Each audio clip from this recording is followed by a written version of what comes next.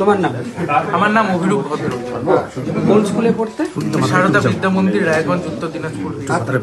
আজকে তো রেজাল্ট বেরিয়েছে, এখন অবধি কি জেনেছো, কত নাম্বার এসেছে তোমার?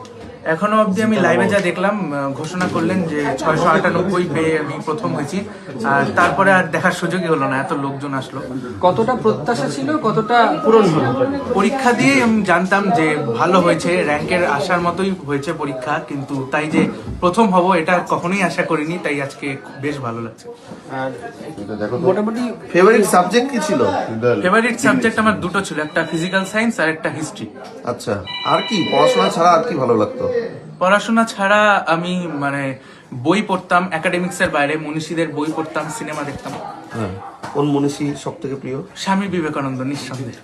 আচ্ছা, আর কোন সিনেমা সব থেকে প্রিয়?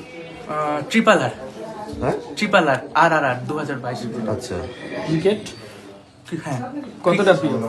ক্রিকেট ভালো, কিন্তু হচ্ছে ক্রিকেট নিয়মিত দেখতে গেলে পড়াশোনার সঙ্গে কম্প্রোমাইজ করতে হয়, তাই আমি শুধু সময় পেলেই দেখতাম।